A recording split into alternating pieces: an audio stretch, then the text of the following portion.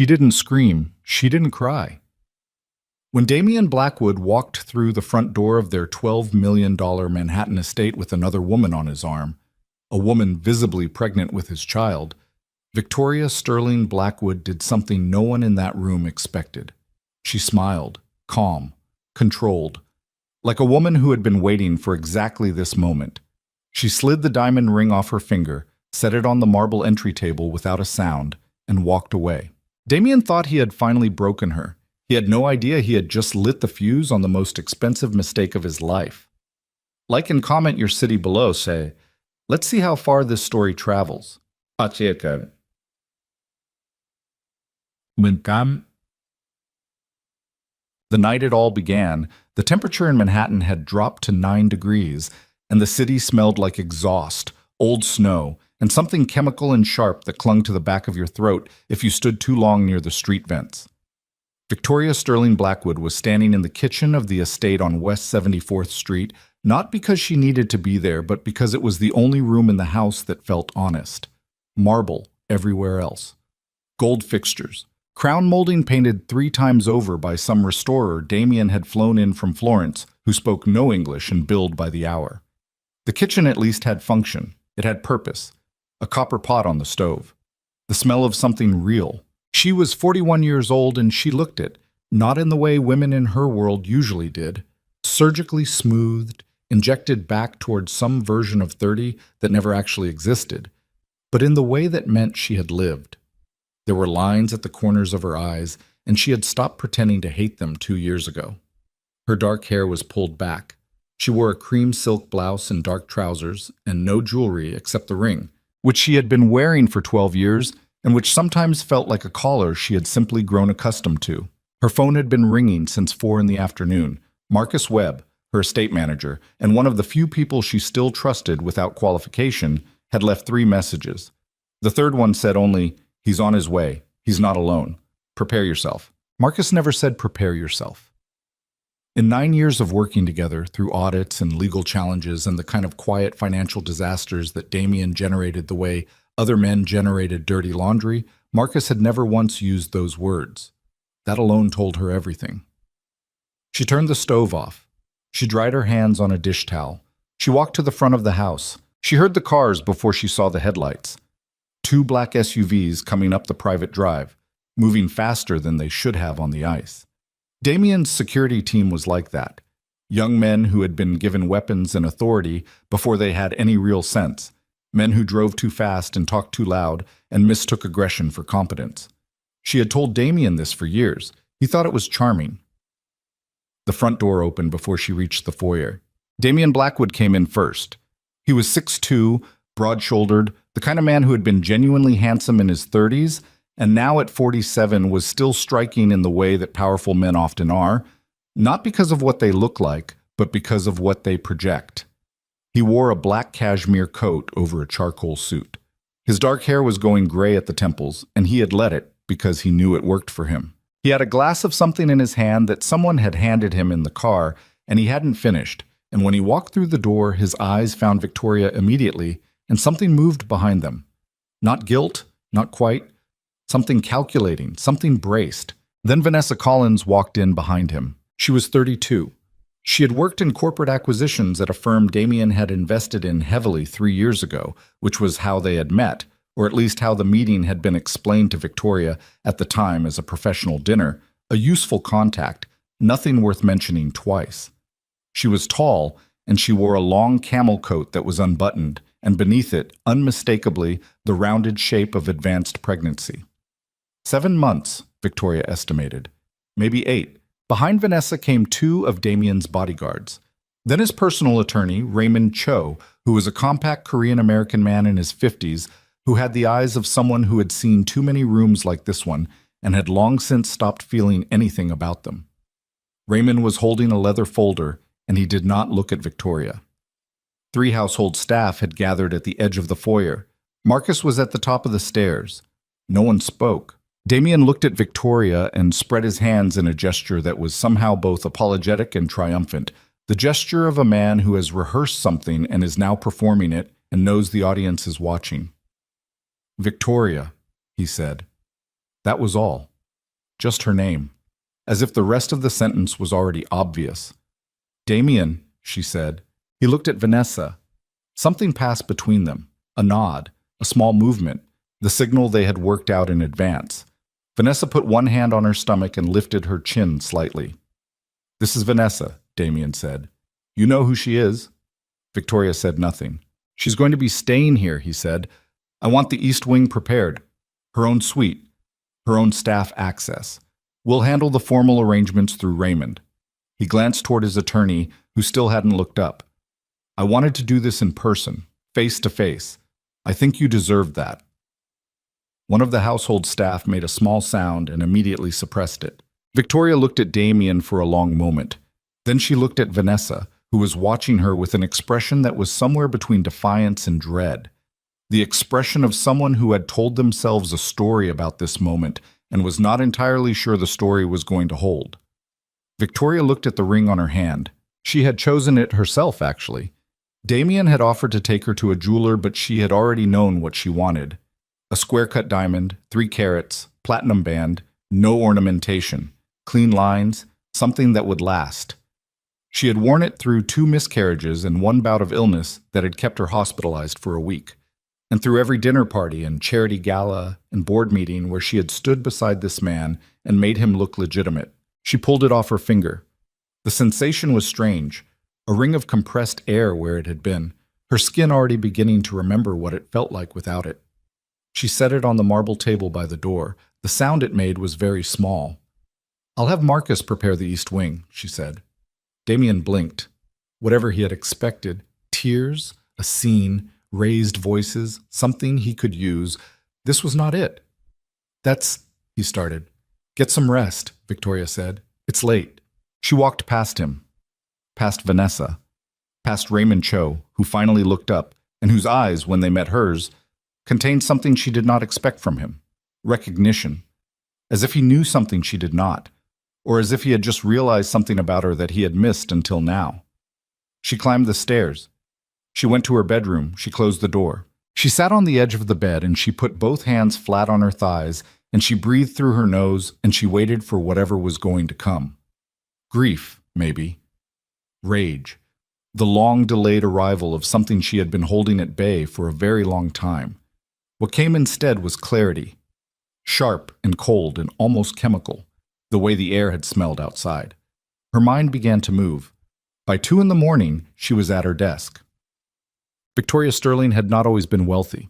That was the part of her story that Manhattan liked to forget, because Manhattan had a talent for absorbing people whole and then presenting them as if they had always existed in their current form, already polished, already powerful, already belonging.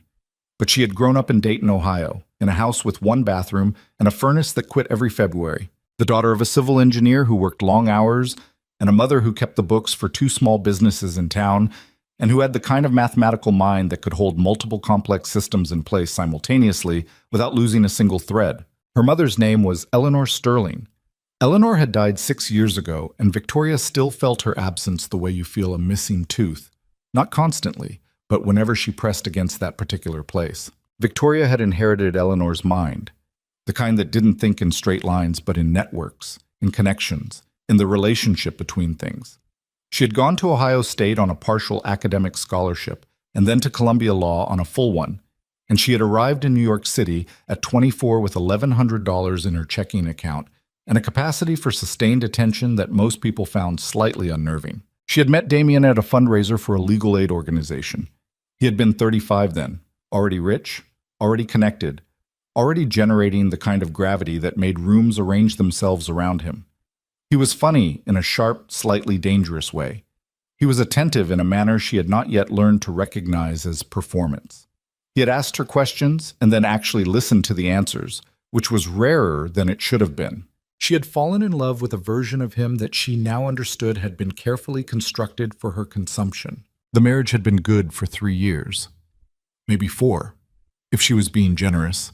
After that it had been functional, then managed, then simply structured. 2 people maintaining an arrangement because the arrangement served purposes neither of them had fully articulated. Damien needed Victoria's name, her connections, her credibility. The Sterling family had been respected in Ohio, and she had built something of her own reputation in New York through her legal work and later through her directorship at two significant charitable foundations. She made Damien look like something other than what he was. What he was, she had understood by year 5, was a man who operated in several worlds simultaneously and was fully honest in none of them. The legitimate businesses were real, but they were also cover. The political connections were genuine, but they were transactional in ways that wouldn't survive scrutiny. There were partnerships with men whose money came from places that didn't hold up to examination. Not all of it, not even most of it, she had told herself for a while, but enough. Enough that she had made a decision. She had not left. That was the choice that she had struggled with the most in the years since, the one she examined from different angles in the small hours of nights like this one. She had not left because leaving meant losing access, and losing access meant losing the ability to do what she had started doing very quietly, very carefully, beginning in year 6 of the marriage, building the architecture of her own exit.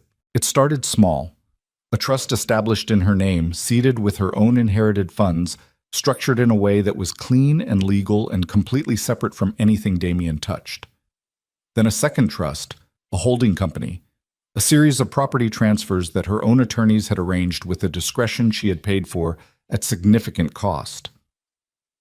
She had spent 4 years documenting, not because she intended to destroy him, not initially, but because she had understood instinctively that the only protection she had was knowledge.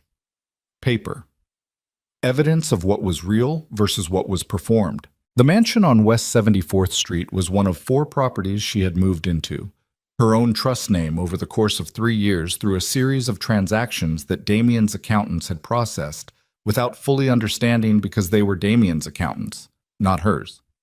He had signed documents he hadn't read because she had always handled the administrative complexity of their shared holdings, and he had considered this the natural order of things. The East Wing he had just promised to his pregnant mistress was housed in a building that Vanessa Collins, Raymond Cho, and Damien Blackwood himself did not yet know was no longer Damien Blackwood's to give.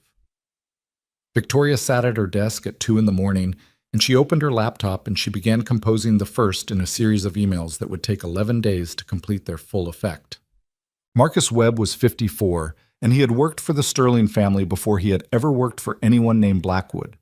He had managed Eleanor Sterling's modest affairs in Dayton during her later years, and when Victoria had moved to New York and eventually married, and eventually begun accumulating the complexity that required someone like Marcus full-time, she had brought him with her. He occupied a peculiar position in the Blackwood household, trusted by Victoria completely, acknowledged by Damien as useful, understood by neither of Damien's people as the central pillar of operational intelligence that he actually was.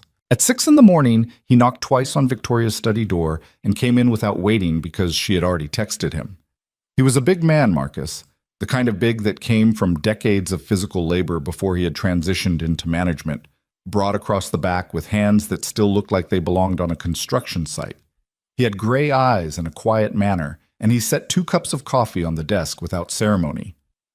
Raymond Cho left at 4, he said. I know. He took a photograph of the front entry table before he left.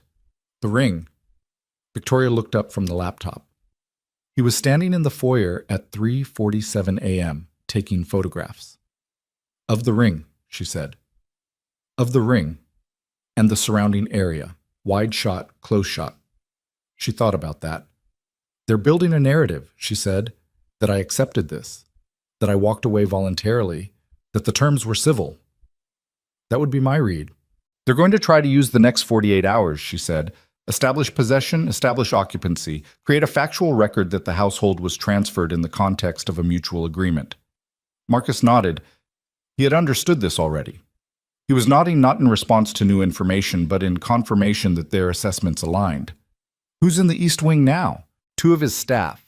A woman named Briella, who is Vanessa's personal assistant, and a man I don't recognize who arrived with the second car. He's been in the East Wing study since 11. Get me photographs. Marcus put his phone on the desk. He had already taken them. Victoria scrolled through. The man she didn't recognize was lean and dark-haired, mid-40s, with the particular stillness of someone accustomed to being in rooms where things were being decided. He was sitting at the desk in the East Wing study with a laptop and what appeared to be a set of printed financial documents. "Do you know him?" Marcus asked. "I've seen him once," Victoria said. 18 months ago, at a dinner Damien held at the Pierre. He was introduced as a consultant from Chicago. He didn't give a last name and I didn't push it. Chicago consultant. Chicago, yes. Marcus's expression didn't change, but something behind it did, a slight recalibration. They both knew what Chicago consultant meant in the context of Damien's network. How long before they realize the East Wing is in the trust? Depends on how careful their title search is, Victoria said. Raymond is good. He'll find it within 36 hours if he's looking directly. If he assumes the transfer paperwork is what it appears to be, longer. And the accounts? Victoria looked at the laptop screen. I've already sent the first 3 instructions. The holding company accounts will begin restriction at 9 a.m. The property management company that handles the nightclub leases will receive a change of authority notice this morning. And I've authorized Marcus Webb Consulting to conduct a full operational audit of the estate accounts, which is something you and I set up the framework for 2 years ago and which I'm now formally activating. Marcus picked up his coffee. He drank it slowly. Victoria, he said. Marcus, are you all right? She looked at him. It was an honest question from someone who had known her long enough to ask it without it being sentimental. No, she said, but I'm going to be. He nodded. He stood up. At the door he paused.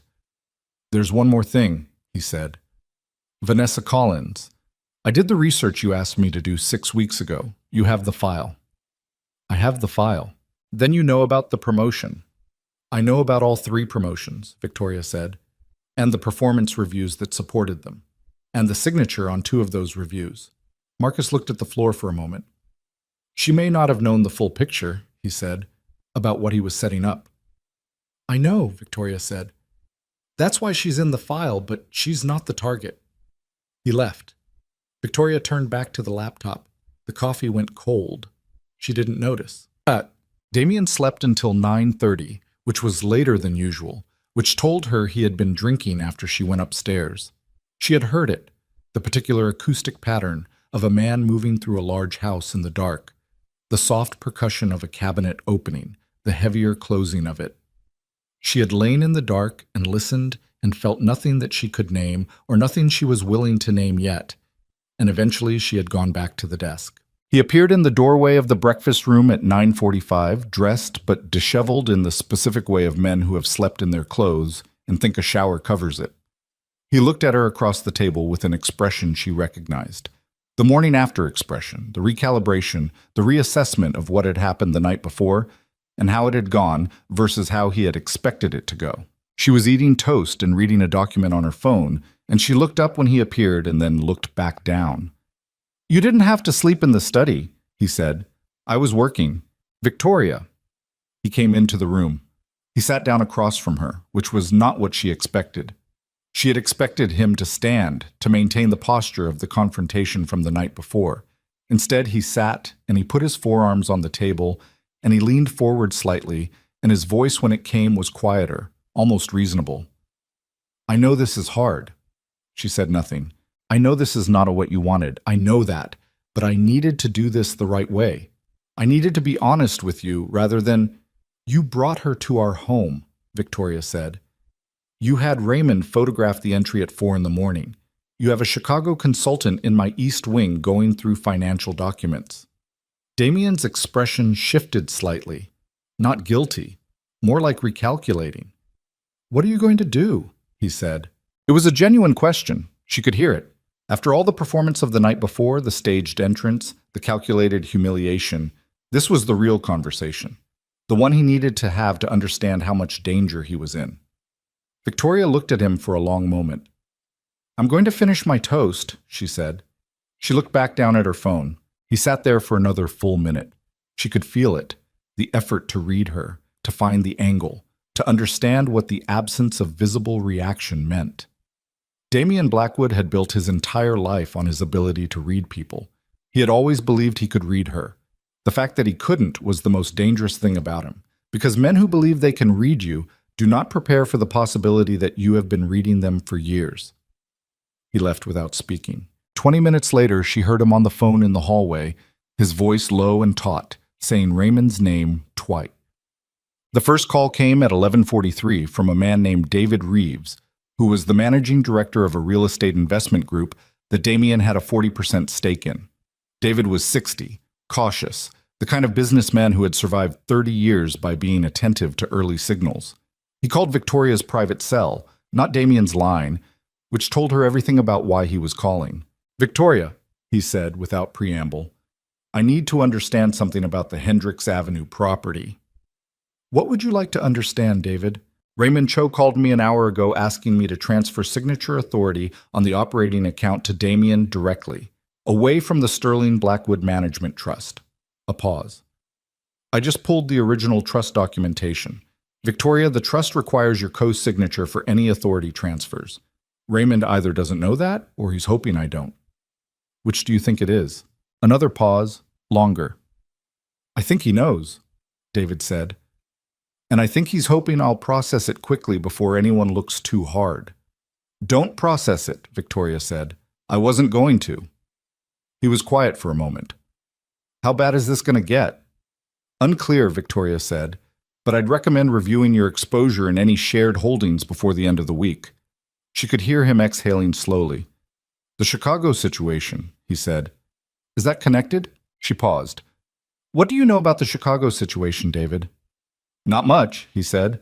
"Nothing I'd want to say on this line." "Then review your exposure," she said, "and call your own attorney. Today." She hung up. But by noon, 4 more calls had come in. 2 were from business associates running versions of the same errand that David Reeves had described.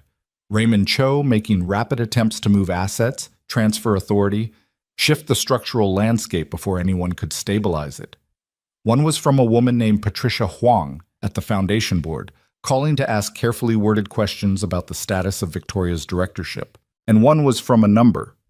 Victoria didn't recognize that she let go to voicemail and then listened to in her car with the engine running and the heat turned up. The voicemail was from a woman named Dr. Claire Lawson, who identified herself as the attending physician at New York Presbyterian who had treated Victoria during her hospitalization 3 years ago. The message was short and precise and completely unexpected. "Miss Blackwood, this is regarding a matter that's come to my attention that I believe you should know about. Please call me at your earliest convenience. It concerns your husband and certain communications he made during your care. I want to be careful about how I share this.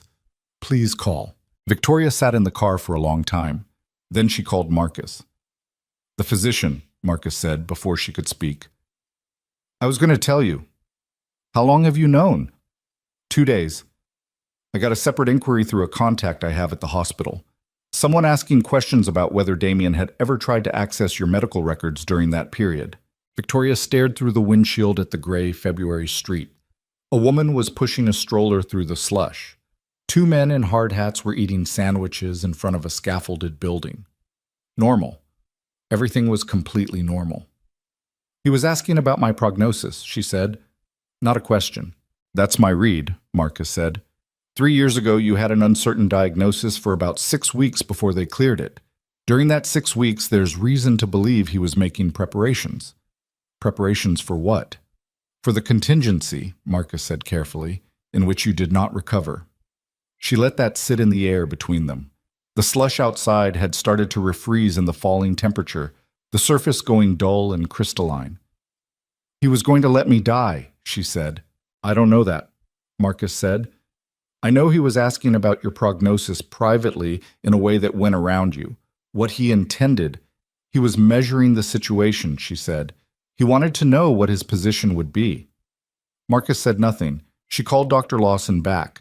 The conversation was 40 minutes long. When it ended, Victoria's hands were very steady, and her breathing was entirely controlled, and somewhere behind her sternum there was a sensation that she did not have a precise word for. Something like the final lock of a structure clicking into place. Something like the last piece of evidence you gather that transforms a theory into fact. She drove back to the estate. She had a meeting at 3 with 2 attorneys she had retained 18 months ago through a firm that had no connection to any of Damien's associates. She had never told Damien about these attorneys. He didn't know their names. She was 41 minutes early. The attorneys were sisters, which Victoria had not known when she hired them, and which she had found, when she discovered it, quietly reassuring. Elena and Sophie Marchetti, both Columbia Law, 12 and 9 years of practice respectively, both with backgrounds in complex asset litigation, and both with reputations for a kind of sustained methodical pressure that opposing counsel found deeply uncomfortable. Elena was the older one, 46, dark-eyed and precise, with the manner of someone who prepared 3 times more thoroughly than she would ever need to be. Sophie was younger but had the sharper instincts, the ability to read a room's architecture in moments.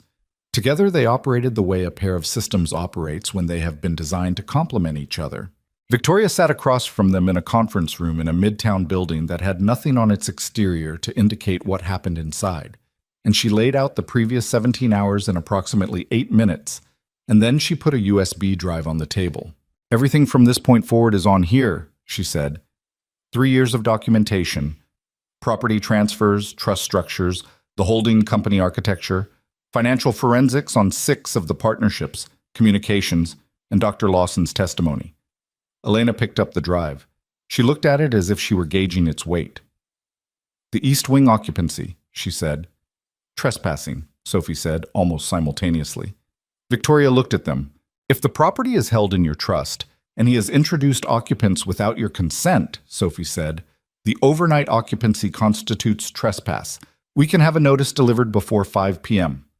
"Not yet," Victoria said. "I want them in the East Wing for now. I want Raymond Cho's consultant to keep reviewing those documents. Every minute he spends in that study is a minute spent in a building that belongs to me, on a case that assumes facts that are not accurate." Elena set the drive down. "You want them to commit?" she said. "I want them to build their strategy around a foundation that isn't there," Victoria said. "And then I want to remove the foundation." The sisters exchanged a look that was brief and calibrated. "When?" Elena said. Victoria thought about Damien's face that morning, the real question beneath the performance. "What are you going to do?" "Thursday," she said. She drove home in the dark. The temperature had dropped further and the streets were quiet in the specific way of cold nights in February, foot traffic thin to the few people who had somewhere necessary to be. She sat at a red light on Columbus and watched a man in a long coat walking a dog that was pulling hard against the leash, straining toward something in the shadows beyond the streetlight's reach. And she thought about 12 years. 12 years of dinners and events and the careful management of appearances. 12 years of standing in rooms where she didn't fully belong and making herself useful, and making herself necessary, and making herself quietly indispensable to the architecture of someone else's life. She had told herself for a long time that she was doing this for reasons that made sense, that she was protecting something, that the patients had a purpose. She had been right about the patients. She had perhaps been less right about the purpose. The light changed. She drove. At home, the East Wing was lit, and through the tall windows on the second floor she could see movement. A shadow passing across the light, steady and methodical. The consultant still working. He had been at it for 9 hours. She wondered what he had found so far, what picture of the Blackwood finances was assembling itself behind those windows, and whether it matched the picture she already carried in her head. It wouldn't. That was the thing. His picture would be missing the pieces she held, and the pieces she held were the ones that changed what everything else meant. She parked. She went inside. Marcus met her in the entry. "Raymond Cho called twice," he said. "He wants to meet with you privately. He says it's urgent." "Tell him Friday," Victoria said. "He said it couldn't wait until Friday." "Tell him Friday," she said again. "And tell him to bring his own attorney." Marcus wrote it down. "Vanessa Collins came out of the East Wing at 4, he said. She stood in the East Corridor for about 10 minutes. I think she wanted to talk to someone. Then she went back." Victoria paused on the stairs. "Is she eating?" Marcus looked up from his notepad. "She's pregnant," Victoria said. "Make sure she has food." He nodded slowly. "I'll arrange it." She went upstairs. She changed out of her clothes and she sat on the bed, and she let herself, for exactly 11 minutes, feel everything she had been not feeling since the moment she had pulled the ring off her finger. It was not pleasant. It was the particular grief of someone who had loved someone and then watched the thing they loved reveal itself as something else, not transformed, but clarified, the original shape finally visible beneath all the layers of what she had chosen to believe. She had loved him once. That was real. The love had been real even if he had not been, and the loss of it was a specific kind of wound that didn't care about preparation or documentation or legal strategy. She let herself have 11 minutes, then she washed her face and went back to the desk. There were 14 messages to respond to.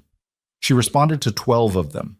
The other 2 could wait until Thursday, because on Thursday, the accounts were going to freeze, the property management authority was going to shift, and Raymond Cho's Chicago consultant was going to open a document on his laptop in the East Wing study that would tell him exactly who held title to the building he was sitting in, and it would not be the name he expected.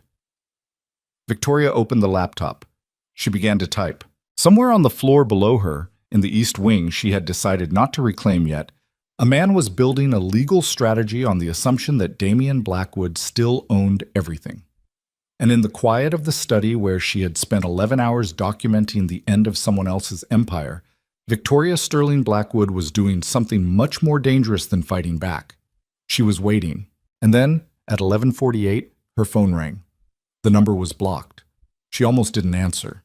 But something, the instinct that had been sharpening itself for 3 years, the particular alertness of someone who has finally decided to stop protecting themselves from what they already know, made her pick up. The voice on the other end was male, careful, and entirely unfamiliar. "Ms. Sterling," it said. Not Blackwood. Sterling.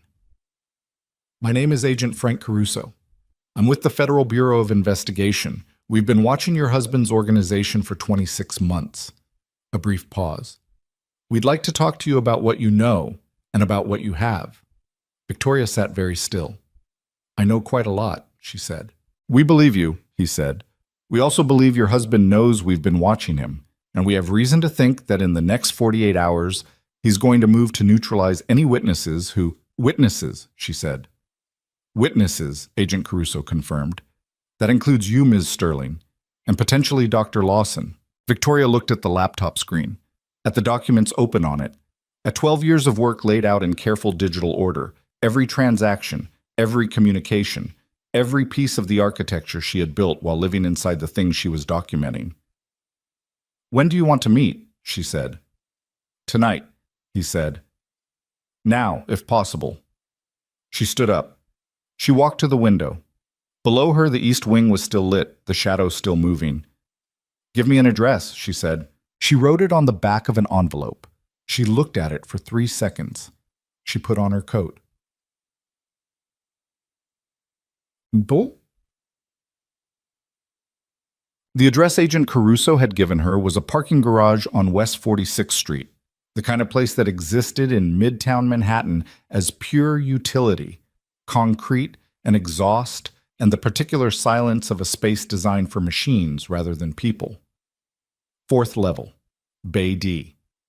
She had driven herself, which Marcus had argued against in 3 different ways in the 2 minutes between her telling him she was leaving and her walking out the door. "Let me come with you." "No." "Then let me send someone." "No." "Victoria, if I'm not back by 2 a.m., call Elena Marchetti," she said. "You have the number. Tell her to open the package I left in the safe." Marcus had looked at her the way he sometimes did, not with fear exactly, but with the particular expression of someone watching another person walk toward something they cannot be pulled back from. She drove. The garage was half empty at this hour, the upper levels essentially abandoned, the fluorescent lighting doing what fluorescent lighting always does in parking garages at midnight, creating the illusion of visibility while leaving everything that mattered in shadow. She parked where he had told her to park, and she sat in the car with the engine idling for 90 seconds, watching the rearview mirror, watching the concrete pillars, watching the nothing that might be something. Then a man appeared from behind a support column 10 feet away, late 40s, medium height, wearing a coat that was too thin for the weather in a way that suggested he had come from somewhere warm in a hurry. He held up a badge as he walked toward her car. She rolled down the window. "Ms. Sterling." Frank Caruso had a face that had done a lot of things and remembered most of them. Square jaw, deep-set eyes, the permanent slight tension of someone who had spent decades operating in the space between what people showed and what they were. "Thank you for coming." What is it you want me to know? She said before he could continue. He looked at her for a beat. Then, can we get out of the car? No. He accepted this without comment. He pulled his coat tighter and crouched slightly so he was at eye level with the window. Your husband has been under a federal financial crimes investigation since 2022, he said. Wire fraud, money laundering, and conspiracy charges connected to a network of holding companies that have been funneling money for 3 separate criminal organizations. One of them is based in Chicago. Victoria said nothing. We have him on wire, Caruso said. We have him in rooms. We have documentation of financial flows that would be enough to indict on its own. But, he paused, there is a problem. There's always a problem, she said. The problem is a man named Vincent Rael. Something shifted in the back of her mind. The name was familiar in the way that names sometimes are. Not from direct encounter, but from peripheral awareness. The name spoken once in a context that hadn't seemed significant until now. The Chicago consultant, she said. Caruso's eyes sharpened. You know him. I know he was introduced to me once under a different name, and that he arrived at my house last night with my husband and has been in my East Wing study for the past 12 hours. Caruso stood up straight. The temperature of the conversation changed. Vincent Rael is the financial architect of the Chicago operation, he said, and his voice had shifted to something flatter, something more careful. He is not a consultant. He has been moving money through a series of shell companies for 8 years, and 3 of those shell companies have a documented financial relationship with your husband's holdings. He paused again, and in the pause she could hear him making a decision. Ms. Sterling, the reason I called you tonight, the reason this couldn't wait, is that we picked up communication this afternoon suggesting that Rael came to New York not just to review your husband's finances. He came because someone told him that you might be a liability. Victoria looked at the concrete wall in front of the car. A liability, she said. You have documentation, Caruso said. 12 years of it, from what we understand. Your husband knows you have it. We believe he's known for at least 6 months and has been deciding how to handle it. He was watching her with the focused attention of someone who had delivered bad news to many people and was assessing in real time how this particular person was processing it. Last night, bringing her to the house, the public display, the photographers Raymond Cho brought with him, that wasn't just about humiliation. That was designed to force a reaction, to push you into doing something visible, something they could use. To push me out of the house, she said. And into the open, Caruso said. Away from your security, away from your people, in an emotional state that would make you, in their calculation, more likely to make contact with attorneys, journalists, or investigators in a way they could monitor and preempt. Victoria sat with that. How long have you known I had documentation? She said. 6 weeks. And you waited 6 weeks. We needed to know whose side it would land on, he said. We needed to know if you were going to try to protect him or whether I was him, she said flatly. Caruso didn't flinch. It's a question we have to ask. And what's your current answer? Our current answer is that you've spent 3 years building a legal and financial architecture that is designed to separate you from his activities, protect yourself and specific third parties, and document misconduct in a form that would be useful to a legal proceeding. He looked at her steadily. People who are trying to protect someone don't do that. She turned and looked at him through the window. What do you need from me? Cooperation, he said, and time. We need to move carefully. If Rael believes you've made contact with federal investigators, we believe he will move to accelerate whatever Damien has planned. So I go home, she said. You go home. You maintain the appearance of someone managing a personal situation. You do not signal anything unusual. I am managing a personal situation, she said. I know.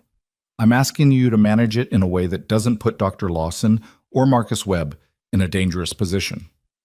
That landed. She felt it. 24 hours, Caruso said. Give us 24 hours to get an emergency protective order that will effectively freeze Rael's ability to act on anything he finds in that study. After that, we'll be in a position to move openly. Victoria looked at her hands on the steering wheel. Damien knows you're watching him, she said. Yes. And he brought Rael into my house anyway. Yes. That means he doesn't believe you have enough, she said. Or he doesn't believe I'll cooperate. Caruso said nothing. The silence confirmed it. 24 hours, she said. She rolled the window up and drove home. Jishek. The east wing lights were still on when she arrived. 1:47 a.m. She went in through the side entrance Marcus had left unlocked, and she went upstairs without going near the east corridor, and she sat in the dark of the bedroom for a while, not thinking, or thinking in the particular diffuse way that happens after a certain point of exhaustion when the mind keeps moving but loses its sharp edges, processing without deciding, turning things over without resolution. At some point, she slept.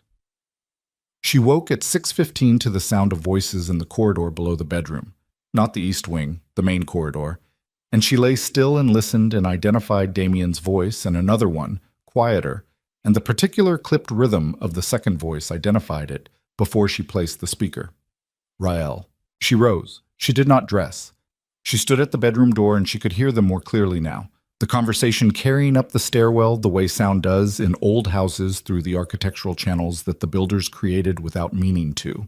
The Hendricks Avenue account was locked by noon, Rael was saying. His voice had the flat informational quality of someone accustomed to delivering bad news as pure data. The change of authority request was declined. The property management authority transfer also declined. She's been moving since last night. She's reacting, Damien said. She's scared. This is not a scared person, Rael said. A scared person liquidates and runs. She's not liquidating anything. She's locking structure in place. A pause. Damien, I need you to understand something. I pulled the chain of title on the East 74th property last night. Silence. This house, Rael said, this house is held in a trust. Sterling Family Holdings, LLC. It was transferred 14 months ago. Raymond processed the paperwork. More silence. Raymond processed it, Damien said, and his voice had gone flat in a way she had heard before. The particular flatness that preceded something she had spent years learning to diffuse and now had no interest in diffusing. Raymond processed it, Rael said. Either he didn't understand what he was signing or what? Or he did. The silence that followed was long enough that Victoria began to wonder if they had moved. Then Damien's voice came again, very quiet. You're telling me I don't own my house. You own your stake in 8 other properties. The Fifth Avenue unit, 3 commercial properties in Brooklyn. I'm telling you this house, Damien said. This specific house. No, Rael said. Your wife owns this house. She heard Damien sit down, the specific sound of someone dropping into a chair with their full weight when their body makes the decision before their mind does. She heard him breathe. Then she heard a sound she could not immediately identify, a low scraping, and then glass, and she understood that he had swept something off a surface. Get Raymond on the phone, he said. It's 6:20 in the morning. Get him on the phone. She went to the bathroom. She turned on the shower. She stood under the water for a long time. Whoa. Raymond Cho arrived at the house at 8 a.m. with the expression of a man who had driven across the city in the dark, preparing for a conversation he could not fully prepare for. Victoria was in the breakfast room. She heard him in the entry, heard him ask for Damien, heard Marcus's careful, neutral tone directing him to the east wing. She drank her coffee. At 8:40, Raymond appeared in the breakfast room doorway. He looked tired and something else. Something that on another man she might have called shaken, but Raymond Cho did not shake easily, so it presented instead as a kind of fundamental stillness. The stillness of someone who has realized the ground under their feet is different from what they thought it was. Victoria, he said. Raymond. He came in and sat across from her, which was the same choice Damien had made the previous morning, and she wondered if this was a strategy or just the instinct of men who had underestimated her and were revising that assessment in real time. I'd like to explain the property transfers, he said. You don't need to explain them to me, she said. I know exactly what they are. I executed them. He stopped. I meant I'd like to explain my role. She looked at him. Did you know what you were processing? Raymond Cho had been a corporate attorney for 28 years. He had a reputation for precision and for the careful management of professional ethics in circumstances that frequently tested them. She had always respected that about him, in the abstract, in the way you respect qualities in someone you are opposed to. No, he said. Not fully. And now?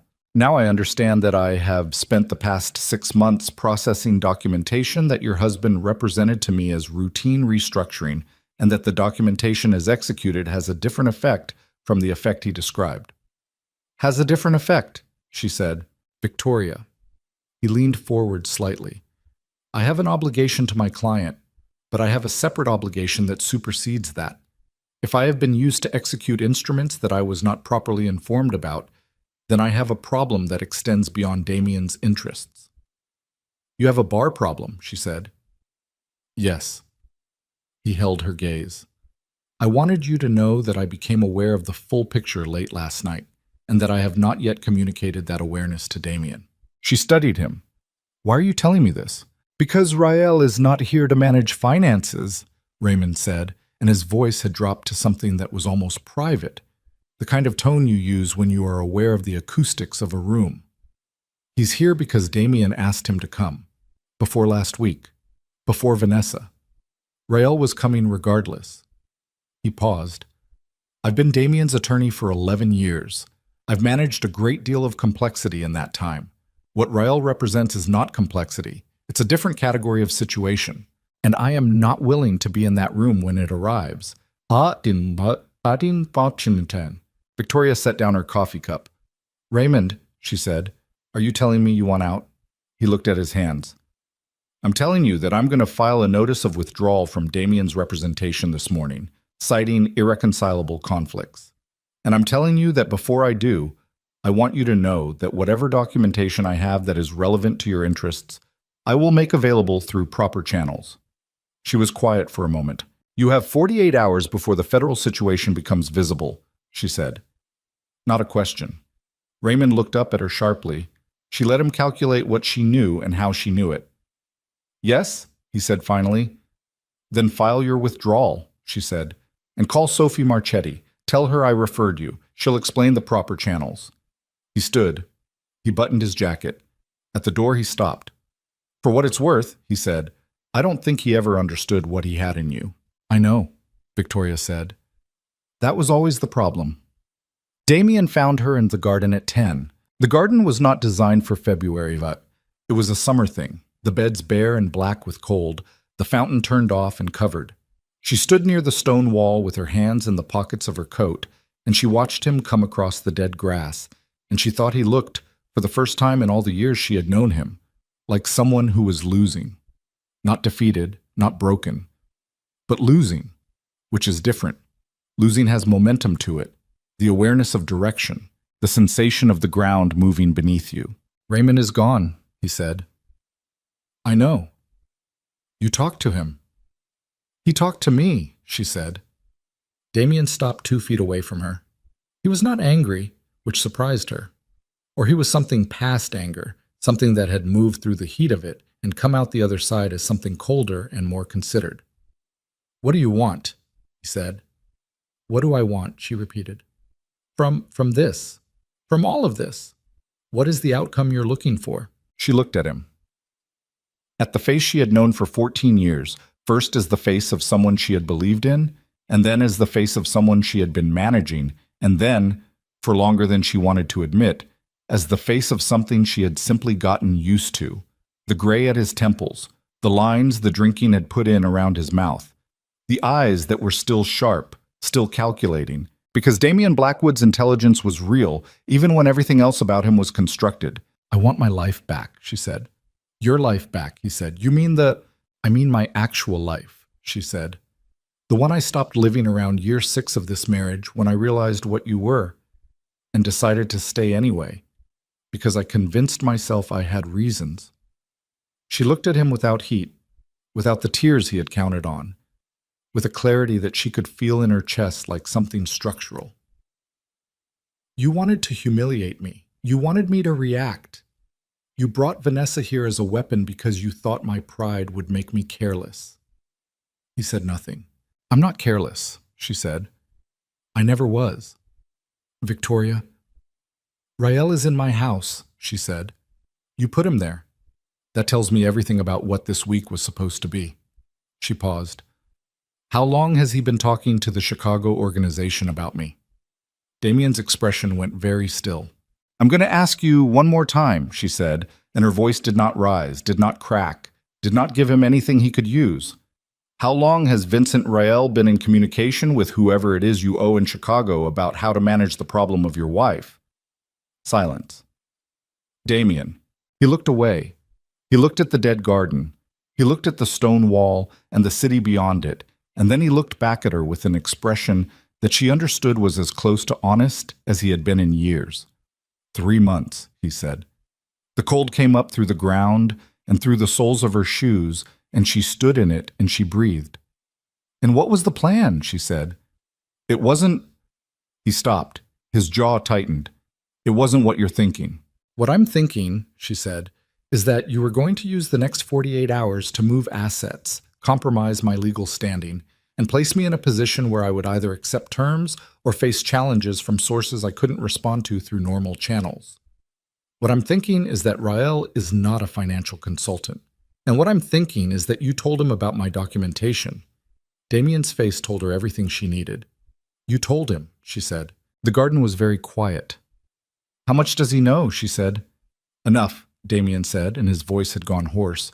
He knows enough. Victoria looked at her husband for a long moment. The man who had walked into her home the night before with another woman on his arm and believed that the sight of it would break her. The man who had been managing a different problem for 3 months, the problem of what to do about his wife who knew too much, who had been too patient, who had been quietly building a case while standing in the same rooms as him. She had thought the FBI call was the last piece of information she needed. She had been wrong. Rael is going to move on whatever he found in that study, she said. Not in 48 hours. Today. She pulled out her phone. She called Caruso. He picked up on the first ring. He knows about the documentation, she said, and the timeline just changed. A pause on the other end, then, how sure are you? She looked at Damien, who was standing in the frozen garden watching her make the call that would end everything. Completely, she said. Behind her, inside the house, she heard the east wing door open. She heard footsteps on the stone floor of the corridor. She heard Rael's flat, precise voice say one sentence to someone she couldn't see, and she heard in that sentence the name of the law firm where Elena and Sophie Marchetti worked. He had found it. He knew who her attorneys were. Caruso, she said, and her voice stayed level, stayed controlled, stayed exactly what it needed to be even as everything accelerated around her. We need to move now, not tomorrow, right now. And across the dead garden, Damien Blackwood looked at his wife and understood, for the first time and entirely too late, that the woman standing in front of him had never been waiting for this moment. She had been ready for it. Caruso said 4 words before she could say anything else. Get out of there. Not a suggestion, not a procedural recommendation. The voice of someone who had just received information on a parallel channel that changed the geometry of the situation in a way he hadn't shared yet and wasn't going to explain on an open line. Now? She said. Right now. Don't take anything. Don't go back upstairs. Walk out the door you're closest to and get to your car. She looked at Damien. He was watching her with the expression of a man who understood that something had just shifted but couldn't yet identify what. The expression of someone listening to one side of a conversation and running calculations on insufficient data. She hung up. Victoria, Damien started. Don't, she said. She walked back across the dead garden toward the side door, the one she had used at 2 a.m, the one that opened onto the staff parking area where her car was still sitting from the night before. She did not run. Running was information. She walked at the pace of a woman who had somewhere to be, not the pace of a woman who had just been told to leave her own house immediately.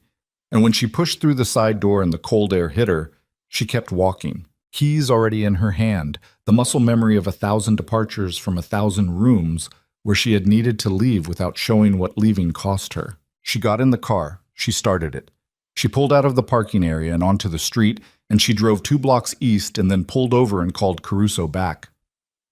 What happened? She said. Rael made a call 40 minutes ago, Caruso said. We were monitoring. He called a man named Gregor Sabo in Chicago. Sabo is the operational head of the organization Damien has been connected to. The call lasted 6 minutes. And? Rael told him about the Marchetti firm. He told him you had been building documentation for 3 years. He told him, a pause that was brief but loaded. He told him that you had been in contact with federal investigators. Victoria's hands were very still on the wheel. How did he know that? She said. The pause this time was longer. Caruso. We're looking into it, he said. How did Vincent Rael know that I had been in contact with federal investigators? The silence on the line was the specific silence of a man who was choosing between two forms of honesty, the partial and the complete, and who had just made the decision. There may be a communication problem on our end, Caruso said. We are actively investigating. That's all I can tell you right now. She sat with that. A communication problem. The careful bureaucratic language of someone telling you that there is a leak without using the word, without saying the thing that changes everything, without giving you the sentence that makes the last 12 hours rearrange themselves into a shape you don't want to look at. Someone in Caruso's operation had told Rael that she had made contact, which meant that when Caruso had called her last night, the blocked number, the parking garage, the 48 hours, some part of that operation had not been contained. Am I still protected? She said. Yes, he said immediately, and she noted the immediacy. Are my attorneys protected? We're sending agents to the Marchetti office now. Marcus Webb. Yes. Dr. Lawson. Yes, already done. She was contacted 20 minutes ago. Victoria looked at the street. A cab went by. A woman in scrubs was walking a bicycle along the sidewalk, head down against the cold. The normal world continuing. Caruso, she said. If someone in your operation communicated my contact to Rael, then the documentation I have is now potentially known to Sabo's organization in Chicago, which means it's a target. The documentation is digital, he said. As long as it's not only digital, she said. Another pause. Tell me, he said. There's a physical archive, she said. Notarized documents, original signed instruments, Dr. Lawson's written testimony, 3 years of paper records. They're in a location that is not the house, not my attorney's office, and not any address connected to my name. She paused. But if Rael has been in that study for 15 hours with Damien's financial records, he may have found the reference. What reference? There's a storage facility, she said. The account is in my mother's name. Eleanor Sterling. It was set up while she was still living. It's the one piece of the architecture I never moved because I never believed... She stopped. She had never believed Damien would actually come for her. That was the honest version. She had built every system, prepared every document, structured every trust and transfer and legal instrument with the precision of someone who expected to need it, and then at the deepest level she had never fully believed she would. Because to believe it fully would have required believing that the man she had married was capable of something she was not willing to name. She was willing to name it now. I need to get to that facility, she said. I'm sending 2 agents with you. They'll be visible. That's the point, he said. Ms. Sterling, don't go alone, please. She had the keys in her hand. She was already pulling back into traffic. Tell them to meet me at the corner of West 34th and 10th, she said. 5 minutes. The storage facility was in a building in Chelsea that had been converted from a garment factory in the 90s. The kind of building that had kept its bones, wide floors, iron columns, ceilings high enough to feel industrial, while acquiring the civilian additions of climate control and security cameras, and the particular cleanliness of a place where people stored the things they couldn't throw away. Eleanor Sterling had taken out the account 12 years ago for her own reasons. Boxes of her husband's engineering documents and family records, and a set of her grandmother's furniture that no one wanted but no one could bring themselves to sell. When Eleanor died, the account had passed to Victoria through the estate, and Victoria had quietly begun using it for a different purpose. The 2 agents Caruso had sent were a man and a woman, both young, both with the particular quality of people who had been trained to be less visible than they were, and who had not entirely mastered it. They met her at the corner as agreed, and they rode up in the freight elevator in silence, the woman agent watching the floor numbers, the man watching the door. The unit was on the 4th floor. Victoria had the combination memorized. She had never written it down. She opened the heavy door and reached for the light and stopped. The metal shelving unit that stood against the left wall. 4 shelves, precisely organized. The kind of organization that is a personality trait rather than a system, had been disturbed, not ransacked, not destroyed, disturbed in the careful way that someone who knew what they were looking for would disturb a space. 3 of the banker's boxes had been moved and replaced, not in the wrong order, but not quite in the right order either. Close, but not identical to the arrangement she had left them in 8 months ago when she had last been here. The woman agent said, "Don't touch anything." Victoria was already looking at the shelf. The box labeled Correspondence 2019 was in its place. Property Records 2020 was in its place. The box she was looking for, unmarked, brown, sitting on the bottom shelf at the far right, was gone. Not gone. Wrong. It was on the second shelf, not the bottom, and it was facing the wrong direction. The small adhesive label she had placed on the back of the box now facing outward. She crossed the unit in 4 steps and pulled the box off the shelf and opened it. The Lawson file was there. The property trust documentation was there. The chain of title records were there. The communication archive was not. She stood holding the open box, and she understood what she was looking at, and she understood what it meant. And the understanding moved through her, not like shock, but like cold water. The kind of cold that is beyond sharp and becomes something else, something that affects the quality of thought rather than replacing it. Someone had been here before her. Someone had been here, had known what to look for, had taken specifically the communication archive, 4 years of intercepted and documented communications between Damien and his partners, communications she had obtained through methods she had never fully explained to anyone, the most legally complex and most operationally dangerous piece of the entire documentation, and had left everything else, not to clean the space, to send a message. They knew what the archive contained. They knew it was the most dangerous piece. They had taken it and left the rest to tell her that they had been here, that they knew, that the advantage she had believed she held was no longer entirely hers. "Call Caruso," the mail agent said, already reaching for his phone. "I know," she said. Caruso arrived 40 minutes later with 2 more agents and a forensics technician who spent 20 minutes in the unit doing things with ultraviolet light and small brushes that Victoria watched from the corridor with the sensation of someone observing a scene in which they are simultaneously the central figure and completely irrelevant. Caruso came out to the corridor. He had the expression of a man who was managing several layers of a bad situation simultaneously and was choosing the order in which to address them. "It was recent," he said, "within the last 8 hours. "Before I left the house," she said. "Before you called me, yes." He looked at the unit door. Which means someone knew about this location before last night," she said. "This wasn't a response to what Rael found in the study. This was already in motion." He nodded, not confirming exactly. Processing. "The leak," she said. "On your end. How long?" "I don't know." Caruso.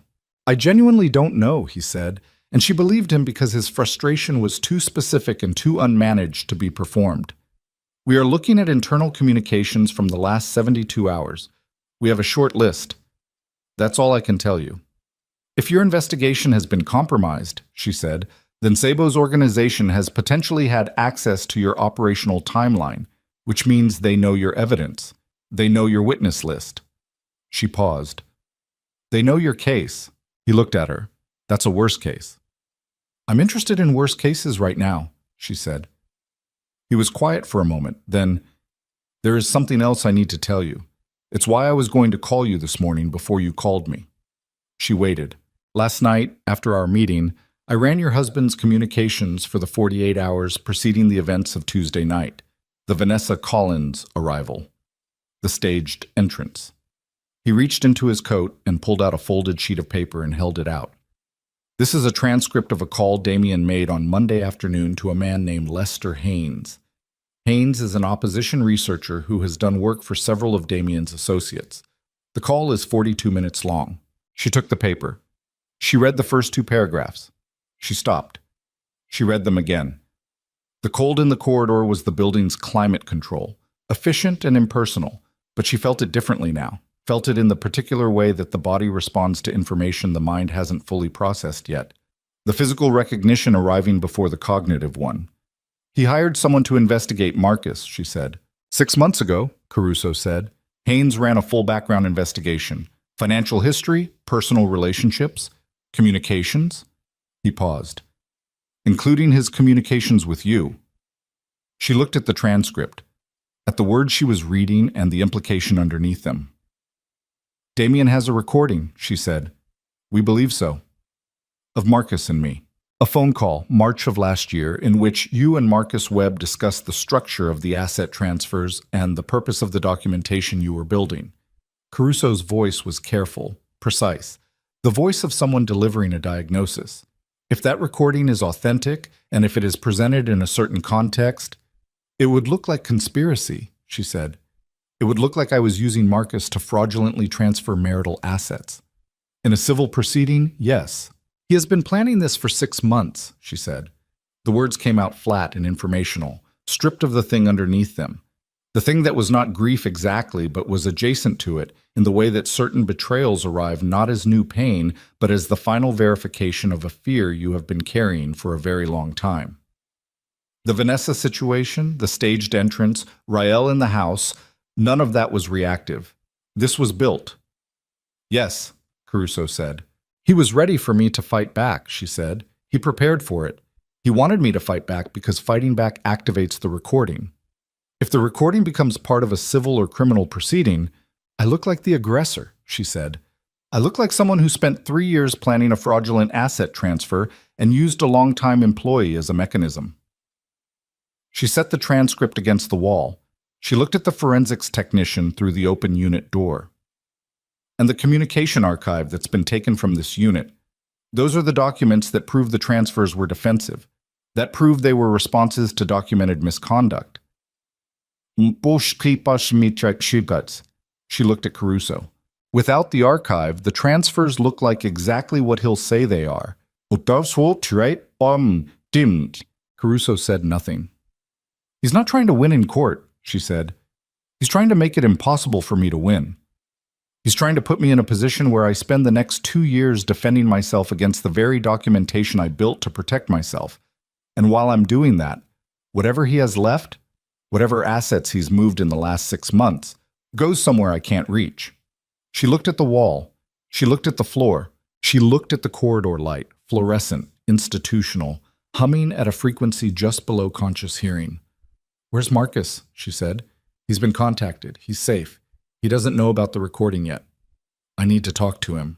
Victoria. Caruso stepped forward slightly. Before you do, I need you to understand something about the next few hours. The situation has changed.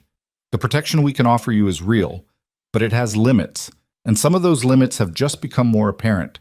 If you want to pull back, if you want to take what documentation remains and accept whatever settlement terms, no, she said. If you go forward, I know what goes forward, she said. She looked at him. I've known what goes forward for 3 years, she said. I built for what goes forward. I didn't build for losing the archive, and I didn't build for a recording, but I built for the principle of it. I built for the possibility that everything I prepared would be turned back against me, and I would have to be standing at the end of it with nothing except what I actually know and what I can actually prove. What do you actually have left? He said. She thought about Eleanor Sterling's storage unit and the 3 years of careful, documented, notarized, legally structured work that was sitting on those shelves minus one box. She thought about Raymond Cho and the notice of withdrawal he would have filed by now. She thought about David Reeves and his carefully worded call about the Hendricks Avenue account. She thought about Dr. Lawson and the 40-minute phone call and the written testimony that was still in the box on the shelf behind her. She thought about Vanessa Collins standing in the foyer 2 nights ago with one hand on her stomach and an expression that was trying to be defiant and mostly just looked scared. Enough, she said. Maybe, if I use it right. That's not... It's what I have, she said. So it's what I'm working with. She pulled out her phone. She called Marcus. He answered on the second ring, his voice tight in the particular way it got when he was managing something he didn't want to alarm her with. Where are you? She said. At the office. Sophie Marchetti called me. Victoria, what? I need you to tell me something, and I need you to tell me the truth. A pause. All right. The call we had last March, she said. The one where we discussed the asset transfer structure. Do you remember it? Silence. A silence that told her he remembered it. He recorded it, she said. The silence that followed was different. It was the silence of a man understanding something about the last 6 months that had just reassembled itself around a detail he hadn't known was there. Marcus, she said. I remember the call, he said. His voice was careful, controlled. Marcus Webb had spent his adult life in rooms where things were being decided, and he had learned long ago to manage what his voice did in those rooms. I remember exactly what we said. How bad is it? He was quiet for a moment. Out of context, he said. Without the documentation that explains why those transfers were made, without the archive, it's bad. I know, she said. Victoria, he said, and now his voice had something in it that she had not heard from Marcus Webb in 9 years of working together. Something that was not quite fear, but was whatever the competent, experienced version of fear sounds like. He's going to use it to come after me, not just as a witness, as a co-conspirator. She closed her eyes. There it was. The actual shape of it, Damien's plan, complete and visible now that the last piece had been placed. Not just a legal strategy to complicate her position. A weapon designed to destroy the person who knew the most, who could testify most clearly, who was simultaneously her greatest operational asset and her most significant vulnerability. Marcus Webb had spent 9 years helping her build everything she had built, and Damien was going to use that to put Marcus in a room with a federal conspiracy charge and watch everything unravel. Listen to me, she said. Don't talk to anyone. There's a man outside the office building, Marcus said. He's been there for 40 minutes. I don't recognize him. She opened her eyes. Caruso, she said, turning. I need a protection detail at the Marchetti office building. Now. Caruso was already on his radio. Marcus, she said, stay on the phone with me. Don't go to the window. Don't go near the door. I'm not going anywhere, he said. She started moving toward the elevator. The 2 agents fell in behind her. She pressed the button and watched the numbers change, and she thought about what she had and what she had lost and what she needed to do in the next 4 hours to save the thing she had spent 3 years building from the inside of someone else's empire. She thought about Vanessa Collins, who had come out of the East Wing at 4 p.m. the day before, and stood in the corridor for 10 minutes like someone who wanted to say something to someone and couldn't find the right door. She thought about what Vanessa knew, what Vanessa had been told and what Vanessa had seen, and what Vanessa Collins, who had been promoted 3 times with Damien's assistance and who had believed she was building a future and who was 8 months pregnant and standing in a house that wasn't anyone's she thought it was, might be... The elevator took 11 seconds to reach the ground floor, and Victoria spent every one of them thinking about Vanessa Collins. Not with anger. She had moved past anger the way you move past a landmark on a highway. It had been real. It had been there. And now it was behind her, and what mattered was what was ahead. She was thinking about Vanessa with the specific focused attention of a woman who had just lost her most critical piece of documentation and needed to find something that could replace it. And the only thing she could think of that might come close was a person who had been in rooms with Damien, a person who had been told things, promised things, shown things, a person who was 8 months pregnant and standing in a house that was not what she had been told it was, involved with a man who had been doing to her, in a different register and for different purposes, exactly what he had been doing to Victoria for 12 years. Vanessa Collins had not known the full picture. Victoria believed that. She had believed it since Marcus had put the file on her desk 6 weeks ago, and she had read it in full and understood that the promotions, the benefits, the professional trajectory that had seemed so meteoric were not the products of ambition, but of orchestration. Damien had been building Vanessa into a position, using his network, using his money, using the same infrastructure he used for everything. And Vanessa had believed she was getting there herself. What Damien needed Vanessa for was never what he had told her. Victoria walked out of the building into the cold and she said to the male agent, whose name she had learned was Decker, I need to go back to the house. Decker looked at the female agent, whose name was Reyes, and something passed between them that was fast and professional and ended with Reyes on the phone. Caruso needs to authorize that, Decker said. Caruso will authorize it, Victoria said. Call him. He called him. She stood on the Chelsea sidewalk in the February cold, and she watched the street and she thought about the shape of what she still had. The property trust documentation was intact. The chain of title records were intact.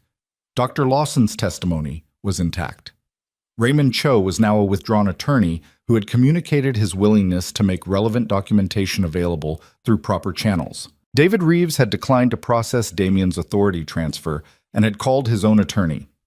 The Marchetti firm had Damien's asset structure mapped in sufficient detail to construct a civil case. What she had lost was the communications archive. 4 years of intercepted internal communications that would have been the cleanest, most direct evidence of criminal conspiracy. What Damien had was a recording that, out of context, made her look like the architect of a fraudulent asset transfer. What neither of them had yet was Vanessa. Decker put the phone back in his pocket. Caruso says yes, but we're with you. Understood, she said. The house looked different in the flat gray February light of mid-morning than it did at night. More like itself somehow. Less theatrical. Just a large building on a Manhattan street that happened to cost $12 million and happened to contain 4 people who were now in various stages of understanding that they were standing on ground that was dissolving under them. Victoria walked in through the front door. Her front door. She walked without hesitating, without looking at the entry table where the ring still sat because no one had moved it, and she went directly to the East Wing corridor and knocked twice on the door of the guest suite. Silence. Then movement. Then Vanessa Collins opened the door. She looked like she hadn't slept. The camel coat was gone, and she was wearing a loose dark dress, and her hair was down and there were shadows under her eyes that had nothing to do with pregnancy fatigue. She looked at Victoria, then at Decker and Reyes standing 6 feet back, and her face went through 3 or 4 things very quickly before settling on the particular careful blankness of someone trying not to show how frightened they are. "I need to talk to you," Victoria said. "I don't think—" "Damien is not here," Victoria said. "Rael is not here. I'm not asking you for anything that will hurt you. I'm asking for 20 minutes. Vanessa looked at her, at the agents behind her, at the corridor, the house, the situation she was standing in. "Come in," she said. The East Wing guest suite had been decorated by an interior designer Damien had hired 4 years ago with a brief that amounted to expensive and European, and it showed. Dark wood, heavy drapes, furniture that was beautiful and slightly uncomfortable in the way of furniture selected for appearance rather than use. Vanessa sat in the armchair nearest the window. Victoria sat across from her. Decker and Reyes stayed in the corridor. "How much did he tell you?" Victoria said. Not hostile, direct. Vanessa looked at her hands. "About you? About what he was planning. About why he wanted you here. In this specific house. This week." Vanessa was quiet for a moment. "He said he wanted to be honest with both of us.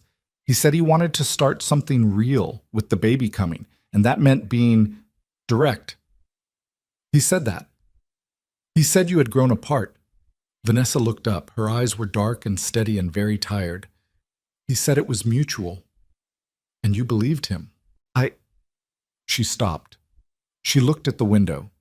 Outside, a pigeon was sitting on the ledge with the particular stillness of pigeons in cold weather, completely indifferent to everything happening inside the glass. "I believed some of it," she said. "I had reasons to believe some of it." "Your promotions," Victoria said. Vanessa's expression shifted. Something behind it went very still. "I know about the reviews," Victoria said. "I know about the Hartwell group position and the salary structure and the performance evaluations that had his signature in the supporting chain of correspondence." She kept her voice level. Informational. She was not here to humiliate Vanessa Collins. She was here because Vanessa Collins was a witness. "He built your career. He built it because he needed you to be credible enough to use. In a boardroom, in a legal filing. As the mother of his child in a custody structure, he is already planning." Vanessa looked at her. "He is going to use this pregnancy," Victoria said, "to establish a claim on assets that were never genuinely his. The child, your child, is going to be used as a legal mechanism. That's what Rael is doing in this house. That's what the Chicago organization needs the child for. An heir changes the inheritance structure. It changes the challenge process on the trusts. It gives Damien a standing he doesn't currently have." The silence in the room was very complete. "The child is leverage," Vanessa said. Her voice was flat. Not a question. "The child is leverage," Victoria said. "I'm sorry." Vanessa pressed both hands against her stomach and looked at the window, and her breathing changed, became something more effortful, and Victoria watched her and said nothing and gave her the seconds she needed. "What do you want from me?" Vanessa said finally. Her voice was different now, stripped of the defensive layer. Underneath it was something younger and something harder, and something that had been sitting there for a while, Victoria thought, waiting for someone to say out loud the thing Vanessa had been almost knowing for months. "Whatever he told you," Victoria said, "whatever he showed you, whatever promises he made in writing or in rooms where other people were present, I need it." Vanessa looked at her. "And then what?" "And then you are not part of this," Victoria said. "You and your child are protected. I have a trust structure already in place that can be amended within 48 hours to include provisions for your child that Damien cannot touch and that have nothing to do with his assets or mine. Your child has a future that isn't contingent on how this ends for him." "You do that," Vanessa said. "For my child." "Not for your child," Victoria said. "For the child, who did not choose any of this and who is going to arrive in a situation that is already a disaster, and who deserves at least one person in the room making a decision that isn't about power." Vanessa stared at her for a long moment. Then she stood, with the careful, deliberate movement of someone navigating the last weeks of pregnancy, and she crossed the room to the heavy dresser against the far wall, and she opened the bottom drawer and she took out a manila envelope, and she held it out. "He sent these to me before I knew about you," she said. "Letters, a legal agreement we signed in November.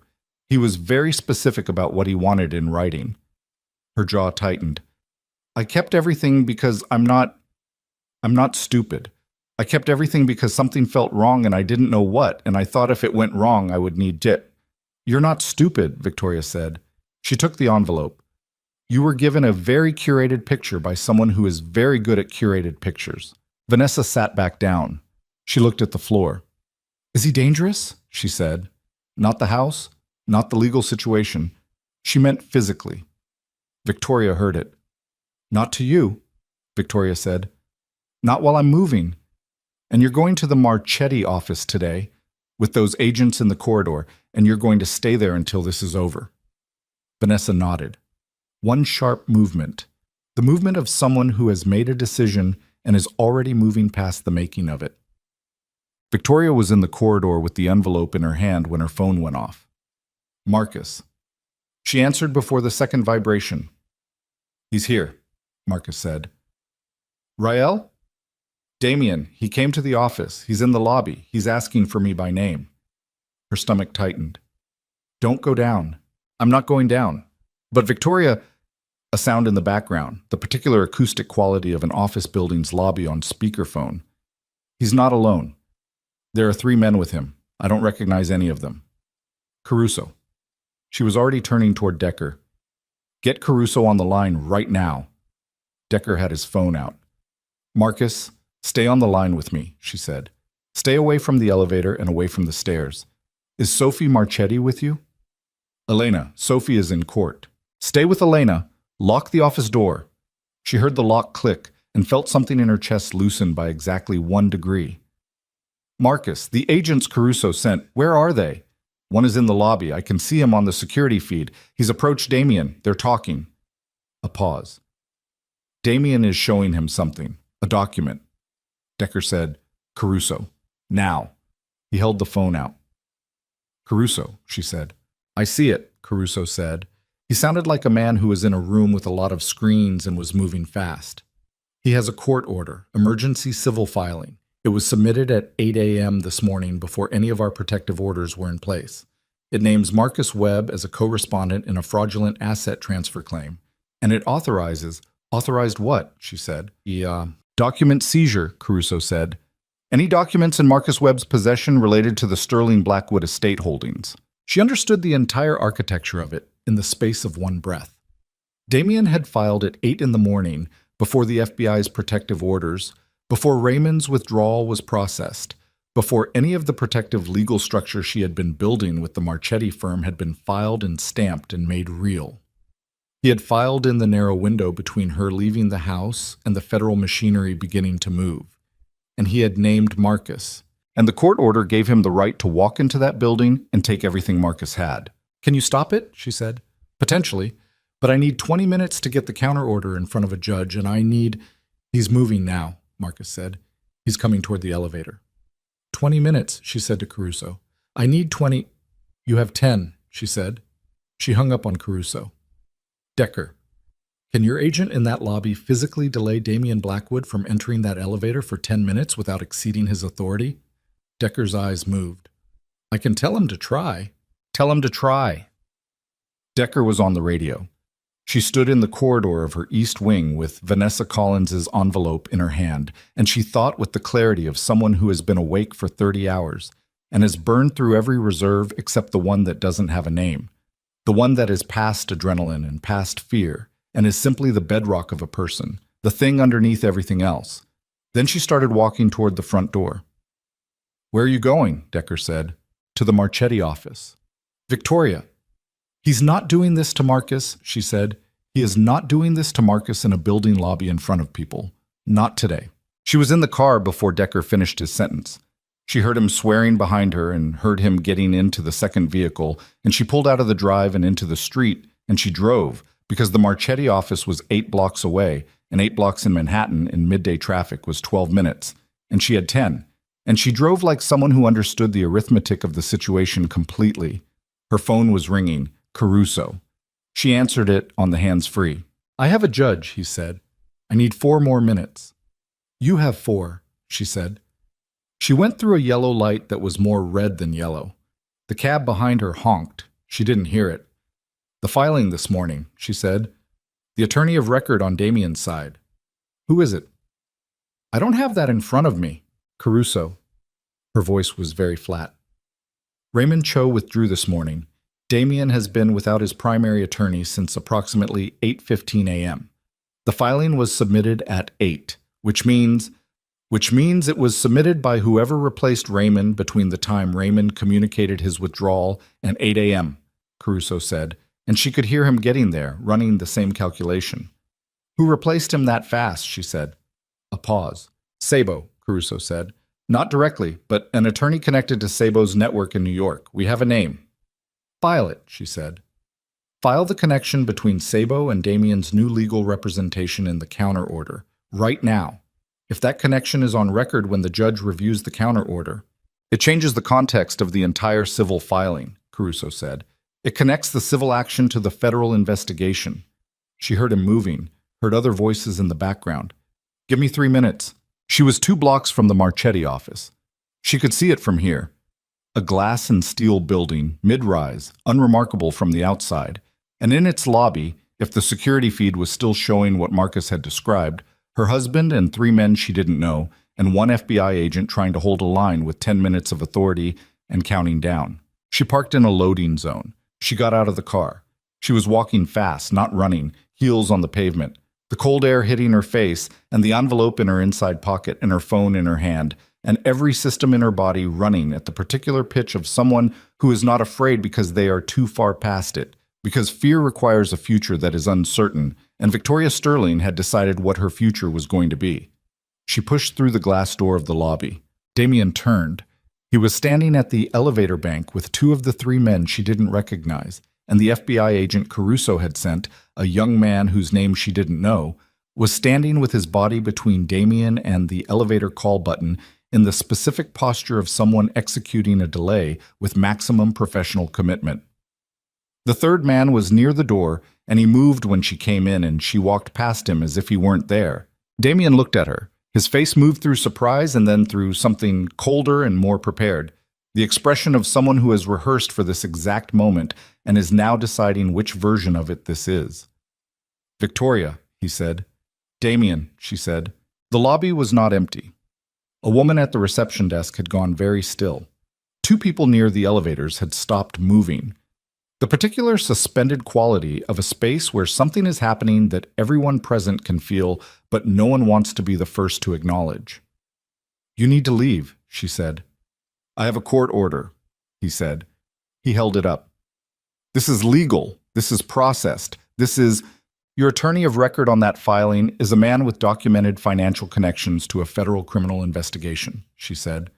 Her voice carried in the lobby, clean and level and absolutely clear. The connection is being filed with a federal judge in approximately 2 minutes.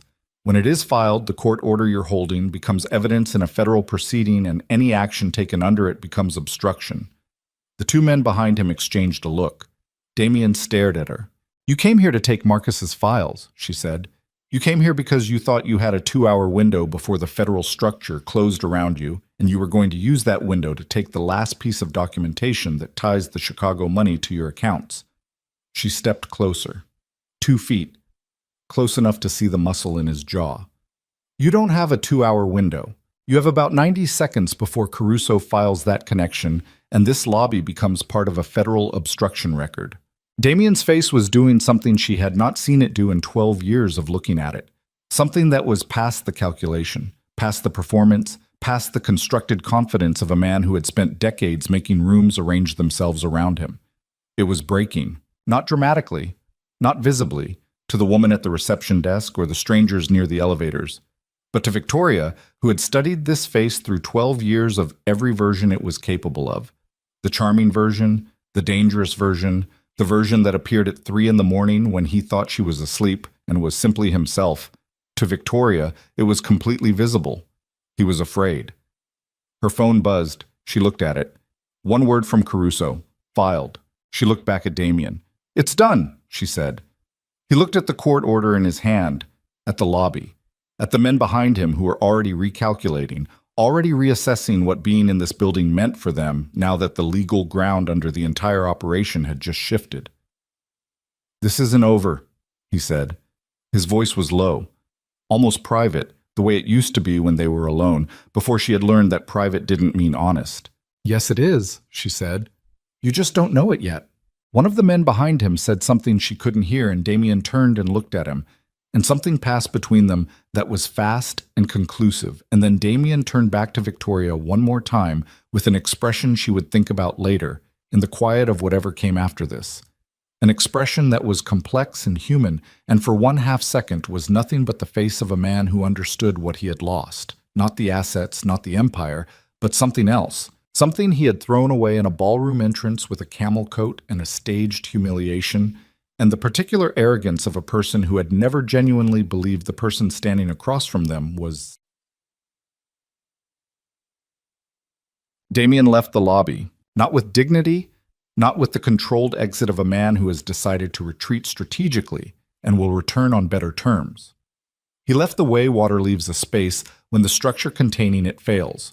Not a decision, exactly, more like a physical consequence of pressure finding its release. One of the men with him said something low and urgent near his ear, and Damien turned and walked toward the glass door and through it, and Victoria stood in the lobby and watched him go and did not move until the black SUV pulled away from the curb and disappeared into the stream of midday traffic. Then she leaned against the wall. Not for long, maybe 4 seconds. The marble was cold through her coat, and the lobby had begun to resume its normal sounds around her. The woman at the reception desk clearing her throat, someone's phone ringing, the elevator arriving with a soft bell. And Victoria pressed her shoulders against the wall and breathed and let those 4 seconds be what they were, which was the first 4 seconds in approximately 31 hours that she was not actively managing something. Then she stood straight. She went upstairs. Well, Elena Marchetti had aged approximately 3 years since Victoria had last seen her 2 days ago. She was standing at the window of her office when Victoria came in, her jacket off, her arms crossed, and she turned with the expression of someone who had just watched a very dangerous thing happen from a very close distance and was still integrating it. Your counter order is on record, she said. The connection to Sabo's network is filed. Damien's civil action is effectively frozen pending the federal court's review of the overlap. Victoria sat down. Her body made the decision, and she let it. The recording, she said. We have the recording, Elena said. Caruso sent it through 40 minutes ago. I've reviewed the relevant section. She came away from the window and sat across from Victoria. It's what we thought. Without the communication archive, it reads as conspiratorial in isolation. With the full context of the asset transfers, the documentation we have in the trust records, The chain of title, the loss in testimony, the Cho withdrawal, it becomes something else entirely. Defensive restructuring, Victoria said.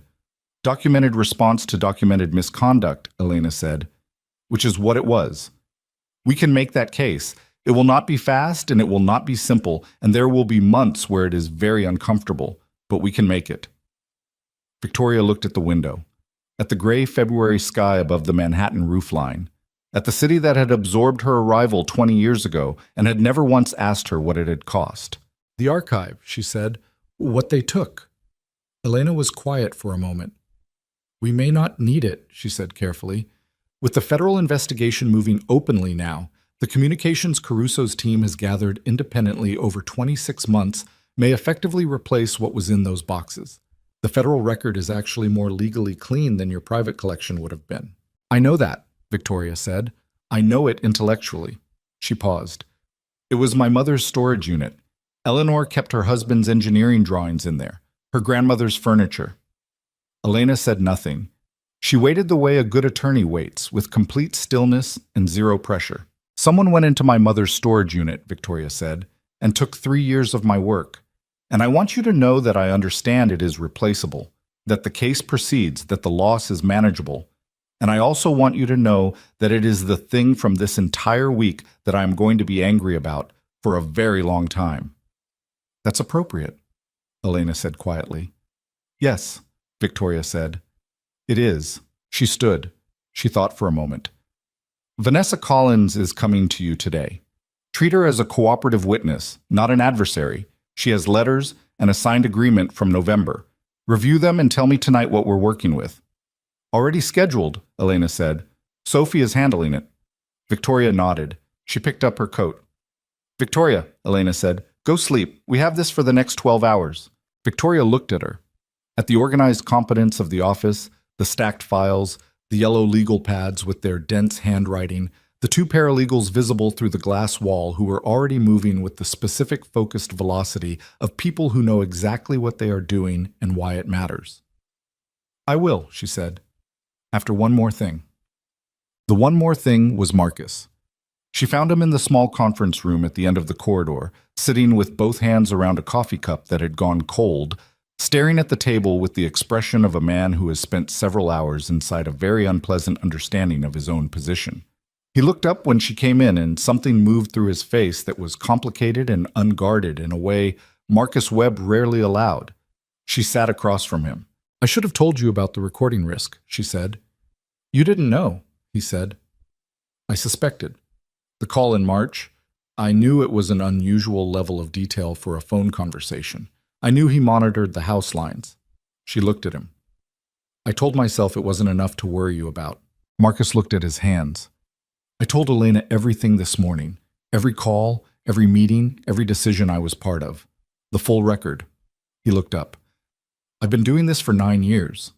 Everything I did was documented and legal and in service of protecting your position. I know that. But if a prosecutor, there will be no prosecution of you, Victoria said. The federal investigation's target is Damien and Rael and the Sabo organization. Caruso confirmed this morning that you are classified as a cooperating witness, not a subject. He could have told me that 2 hours ago, Marcus said, and there was something briefly wry in his voice, the first thread of his ordinary manner surfacing through the exhaustion. He should have, Victoria said. I'll tell him you said so. Marcus almost smiled. Then it faded, and he looked at his cold coffee, and he was quiet for a moment in the way of someone choosing whether to say the thing they are thinking or absorb it privately. I am sorry, he said, that it went this far. Marcus, I knew 6 months ago that the situation was accelerating, he said. I had signals. I should have pushed harder. You pushed exactly as hard as I allowed you to push, she said. The decisions were mine. The consequences are yours too, he said. That's the part that... He stopped. 9 years, Victoria. I have been in this with you for 9 years, and I watched you hold this together, and I watched you manage what he was, and I watched you build the exit while living inside the situation, and I... His voice did something briefly that he controlled immediately. I wanted it to cost him more than it's going to cost him. She looked at him for a long moment. It's going to cost him everything, she said. It's just going to take longer than today. I know, he said. I know it in my head. He tapped his chest once, briefly. Less so here. I know, she said. She put her hand over his for 3 seconds, and then she stood up, and he stood up. And they looked at each other across the conference table with the particular understanding of two people who have been through something that will never fully fit inside ordinary language. And then Marcus said, "Go sleep." And Victoria said, "That's what Elena said." And Marcus said, "Elena is right." And Victoria left. She did not go home. The house on West 74th Street, her house, the house in the trust, the house where all of this had begun 48 hours ago with a ring placed on a marble table, was still technically occupied by Rael's team, and while Caruso's people were now present on the premises in sufficient force to manage the situation, Victoria was not ready to walk back through that door tonight. She was not ready for the East Wing lights, the entry table, the marble and gold and crown molding of a life she had been living inside for 12 years. She went to a hotel, a quiet one, not far, nothing dramatic. A room on the 14th floor with a window facing north and clean sheets, and the specific silence of a space that belongs to no one in particular. She sat on the edge of the bed, and she did the thing she had been refusing to do for 31 hours, and she let herself feel the full weight of what the week had been. It was not what she expected. She had been braced for grief, for the particular devastation of a long ending, for the accumulated cost of 12 years arriving all at once. What came instead was something quieter and more ambiguous. Not relief, quite. Not peace, because the situation was not resolved, and would not be resolved for months or possibly years, and there would be courtrooms and depositions, and the grinding institutional machinery of federal prosecution and civil litigation, and all the forms that aftermath takes when the life involved was as structurally complex as hers had been. But underneath all of it, underneath the machinery and the exhaustion and the specific ache of what Marcus had said in that conference room, it's going to cost him everything. It's just going to take longer than today. Underneath all of it was something she recognized as herself. She was still here, not the version of herself that had managed Damien's world and protected Damien's image and quietly documented Damien's crimes while standing in his rooms and eating at his table and wearing his ring. The version underneath that one. The version that had driven to Dayton for Eleanor's funeral and sat in her mother's kitchen and held Eleanor's hands and understood with complete clarity that what Eleanor had given her was not money, not connections, not the name or the reputation, but the capacity to hold multiple complex systems in place simultaneously without losing a single thread. She had not lost the thread. She lay down on the hotel bed without taking off her shoes, and she looked at the ceiling, and she was asleep in 4 minutes. The proceedings that followed did not move quickly because nothing in the intersection of federal criminal law and complex civil asset litigation moves quickly, and anyone who has lived through it will tell you that the waiting is its own particular punishment, different from the acute pain of crisis, but in some ways more wearing, the way a low, persistent sound is harder to endure than a single loud one. The federal indictment against Damien Blackwood came down 11 weeks after the night Victoria had stood in a parking garage on West 46th Street and answered a call from a blocked number. Wire fraud, money laundering, conspiracy. The Sabo organization's connection to Damien's holdings was laid out in a federal complaint that was 47 pages long and which Victoria read in full in Elena Marchetti's office on a Tuesday afternoon in May, sitting at the conference table with a cup of coffee that she actually managed to finish while it was still warm. Vincent Rael was indicted separately the same day. He had left New York 6 days after the lobby confrontation, which Caruso had known and allowed because Rael leaving established a flight pattern that was useful to the federal case. He was detained in Miami 3 weeks later. Raymond chose withdrawal and cooperation, offered through proper channels, as he had described to Victoria in the breakfast room, provided the federal investigation with documentation of several financial transactions that Damien had represented to Raymond as routine and which the federal case revealed as anything but. Raymond faced a bar inquiry. He kept his license, narrowly, and moved to a smaller firm in New Jersey, where he took on cases of the kind that did not require him to be in rooms where things were being decided. Victoria did not know if this was punishment or relief for him and did not spend significant time wondering about it. Gregor Sabo's organization in Chicago was the larger target and the longer fight. the kind of federal investigation that would consume years and produce eventual convictions that were satisfying on paper and exhausting in the living of them. Victoria cooperated fully. She gave depositions that lasted 2 days, and then another day, and parts of a third day in a conference room that had no windows. Across a table from federal attorneys who asked the same questions in slightly different configurations to see if the answers changed. They did not change. Victoria Sterling was not a person whose answers changed under pressure. The civil litigation, which was simultaneous and therefore doubly grinding, moved through its phases with the methodical velocity that the Marchetti sisters applied to everything. The recording Damien had made of her call with Marcus was entered into evidence and then contextualized within the full documentation of the asset transfers, and what had been designed to make Victoria look like a fraudulent conspirator became, in context, exactly what she had said it was. A woman documenting her exit from a dangerous situation, conducted with complete legality, every instrument notarized, every transfer recorded, every decision made in response to something that could be proven to have happened. The communication archive that had been taken from Eleanor's storage unit was never recovered. This was the loss Victoria had predicted it would be.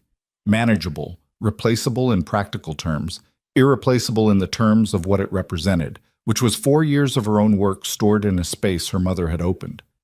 She had grieved it properly, which meant she had been angry about it in private for several weeks, and had then set the anger in the particular compartment where she kept things that were finished. The east wing of the house on West 74th Street stood empty from March until the following autumn, when the transition began. Vanessa Collins' son was born in April. He was healthy, and he was loud, and he arrived into a situation that was objectively a disaster and did not appear to know or care, which Victoria found, when Marcus told her about the birth, unexpectedly moving. His name was Samuel. He had dark hair like his father, and dark eyes that Vanessa said were hers. Victoria's amended trust provisions for Samuel Blackwood Collins were processed and finalized 6 days after his birth. They were structured such that the funds would be available to him at 18 for education and at 25 without restriction, held in a clean, separate entity that no one could touch, not Damien, not the federal proceedings, not the civil litigation, not any future version of any of the complicated adult lives of the people who had created and then complicated and then tried to dismantle the world he had been born into. He would not know where the money came from until he was old enough to understand the story, and maybe by then the story would have acquired the distance that stories need before they become something other than wounds. Vanessa had cooperated fully. The letters and the November agreement she had kept in the bottom drawer of the East Wing dresser provided the civil case with documentation of Damien's promises to her regarding asset transfers that had the effect, once processed by the Marchetti firm, of demonstrating that Damien had been attempting to direct marital assets toward a private arrangement, without Victoria's knowledge or consent, well before the staged confrontation at the door. The agreement Vanessa had signed in November had been represented to her as a private commitment between herself and Damien. What it actually was, legally, was a document Damien had intended to use to establish Vanessa's claim on assets that he had planned to have transferred away from Victoria's trust by the time the claim was active. Vanessa had not known this. Victoria had always believed she had not known this. The belief was confirmed in a deposition that Vanessa gave in June, sitting across the table from the same federal attorneys 8 weeks postpartum, with the particular focused calm of someone who has been frightened and is no longer frightened and has decided that the most useful thing left to do with everything she has been through is to say it clearly and let the record show. Victoria and Vanessa never became friends. That was not what this was. But they reached, over the months that followed, a functional and honest relationship of the kind that is only possible between people who have been on opposite sides of the same disaster and have both come out of it, understanding that the disaster was not of either of their making. They communicated through attorneys primarily, and occasionally directly, and once, in October, they had coffee in a small place near the Marchetti office that Vanessa had suggested, and Victoria had agreed to without fully knowing why. They talked for 2 hours. Not about Damien, mostly, about Vanessa's new position at a different firm, the one she had found entirely on her own merits, and which paid less than the orchestrated trajectory Damien had constructed for her, but which felt, she said, like hers. About Samuel and the particular exhausted clarity that Victoria had heard from other new mothers, the sense of a world reorganized around something undeniable and immediate, about what it meant to look back at a period of your life and understand that you had been someone's instrument without knowing it, and the specific work of separating the things you actually wanted from the things that had been curated to make you feel like wanting them. "Do you hate him?" Vanessa asked. It was the kind of question you can only ask someone who has earned the right to be asked it. Victoria thought about it with the seriousness it deserved. "No," she said. "I did for a while, somewhere around week 4. And then it ran out." She looked at her coffee. "Hate requires a certain amount of continued investment. You have to keep giving the person your attention. I got tired of giving him my attention." Vanessa looked at the window for a moment. "I think I'm still in week 4, she said. "That's appropriate," Victoria said. "Samuel is 6 months old." Vanessa almost laughed. The almost was enough. The house transformation was Marcus's project, practically speaking, though it had been Victoria's decision, and the Marchetti firm had handled the legal restructuring of the property from private residence to operational foundation headquarters. The Sterling Leadership Foundation had been registered and funded before the end of the summer. Its purpose was specific: young women from working-class families, first-generation professionals, careers in law and finance and business, the latter that Victoria had climbed in part on the strength of a scholarship and a mother with a particular kind of mind and the capacity to hold multiple systems in place simultaneously without losing a single thread. The East Wing became residential housing for 8 scholarship recipients per year. The rooms Damien had ordered prepared for his mistress were repainted a deep warm cream and fitted with proper bookshelves and desks built for actual use rather than appearance. And in September, the first 8 residents moved in with their laptops and their box sets and their particular combination of ambition and wariness that Victoria recognized from a version of herself she had not thought about in a long time. She walked through the East Wing on the first day the residents arrived, and she did not perform anything about it. No speech, no narrative, no framing of the space as the site of something overcome. She introduced herself to each of them by her first name and asked what they were studying and remembered the answers. That was all. The building would mean what it meant over time: accumulation of use and work, and small daily acts of people becoming who they were going to be. And that meaning did not require her to provide it in advance. Marcus ran the foundation operations with the same thoroughness he had brought to the estate for 9 years, which was to say with a precision that looked effortless from the outside and was the product of sustained and invisible labor. He had declined 3 offers to move to other organizations during the months of the litigation, which Victoria had not expected him to decline, and which he had declined when she asked him about it, with the brevity of the man who had decided something and did not require it to be discussed. "I started this with you," he said. "I'll finish this with you." "It's not finished," she said. "The bad part is finished," he said. "I meant the rest of it, Pads." The sentencing phase of the federal case came in the following February, exactly 1 year after the night Damien Blackwood had walked through the front door of the house on West 74th Street with Vanessa Collins on his arm and the absolute certainty that the woman who lived there would break. Victoria did not attend the sentencing. She had been present for what she needed to be present for: the depositions, the civil proceedings, the hours in rooms with no windows answering questions that circled the same territory from different angles.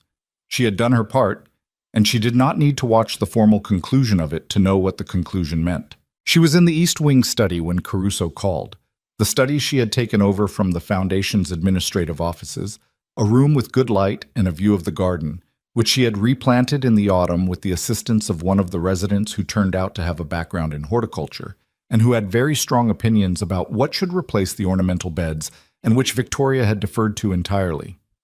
7 years, Caruso said, federal, plus the civil judgments. She looked at the garden through the window.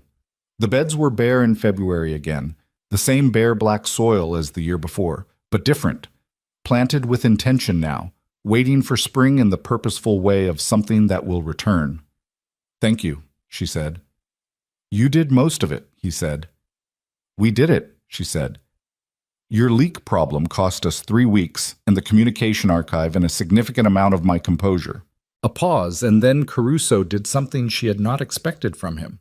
He laughed, briefly and genuinely, the laugh of a man who has been in a long and grinding thing and has come out the other end still standing. The leak resigned, he said, quietly. It was handled. Good, she said. She hung up. She set the phone on the desk. She looked at the garden. 1 year. In 1 year, the room had gone from a space where Vincent Rael had spent 15 hours building a strategy on a false foundation to a room where she sat and worked in the mornings before the foundation offices opened and the building came alive with the particular energy of 8 young women becoming who they were going to become.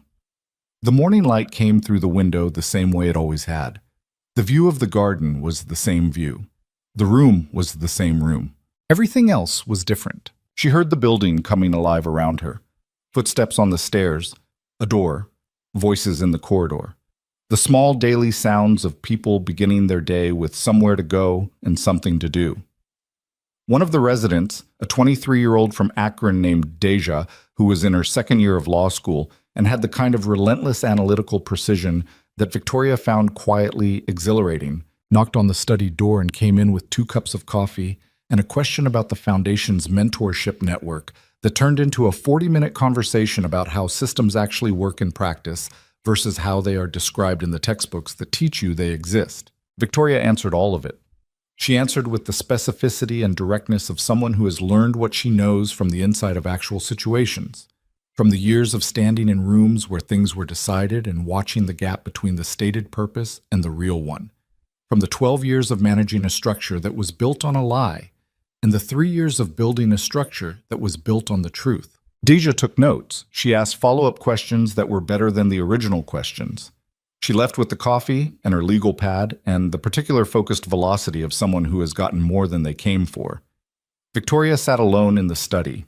She thought about Eleanor Sterling in a house in Dayton, Ohio, keeping the books for 2 small businesses with a mathematical mind that could hold multiple systems in place simultaneously without losing a single thread. She thought about what it cost to stay, what it cost to leave, what it cost to spend 3 years building an exit from the inside of someone else's empire, and then stand in a parking garage at midnight and answer a blocked number and decide that the documentation was going to be used for what it was built for, rather than folded away in the interest of continued peace. There was no version of this that had been easy or clean or without cost. Marcus had spent 3 weeks inside a potential conspiracy charge before it was fully resolved. Dr. Lawson had been relocated temporarily and had subsequently taken a position at a different hospital and had written Victoria a letter in July that was 2 paragraphs long and that Victoria had read several times and kept. Vanessa Collins was raising a son alone in a city that was indifferent to the particular kind of exhausted competence required to do that with grace. These were the costs. They were real, and they were not balanced out by the clean logic of outcome, by the fact that the sentencing had happened and the civil judgments were recorded, and the Foundation was operating, and the East Wing was full of people building futures that had nothing to do with Damian Blackwood. Nothing was balanced. That was the truth of it. The world did not settle accounts with the precision of a ledger, and the justice that had come was real, and was also partial, and was also going to continue requiring maintenance and effort, and the specific form of vigilance that comes from knowing, now with complete certainty, what certain people are capable of. But she was here. She was in a room that was hers, in a house that had been remade into something that was not hers alone, doing work that was harder and slower and more real than anything she had done in the 12 years of managing someone else's image. She was 42 years old, and she looked it, and she was finished pretending that looking it was a thing to be managed. She opened her laptop. She had 3 meetings this afternoon and a call with a Foundation board member who wanted to expand the mentorship network to include Chicago, which was a thing Victoria found, given everything, almost funny. She had a draft proposal from Deja that needed review and a letter from a prospective donor that needed a response, and the particular accumulation of small consequential tasks that constitute a life that is not performed for anyone's benefit except its own. She began to work. Outside the window, in the garden that had been planted with intention, in the February soil that was waiting for what came next, nothing moved. The city went on. The building breathed around her. And somewhere in New York, in the particular isolated silence of a situation from which all the borrowed power had finally been withdrawn, a man who had once walked through a door with absolute certainty was beginning the long work of understanding what it meant to have mistaken someone's patience for weakness. He would likely never fully understand it. That was the thing about certain people. The understanding was the one thing that stayed outside their reach, not because it was hidden, but because it required a form of honesty about themselves that they had never developed the capacity for. He would construct other narratives. He would find other explanations. He would eventually manage to believe a version of events that centered his own suffering and left him blameless, because that was what he had always done, and a federal conviction did not, by itself, change the architecture of a person's relationship to truth. Victoria had spent a year being angry about that. She was done being angry about that. She was 42 years old, and she had work to do, and the morning light was coming through the window, and somewhere upstairs a door opened, and she heard Deja's voice talking to someone, animated and fast and full of the particular energy of a person who is becoming who they are going to be. Victoria Sterling looked at the screen. She began to type.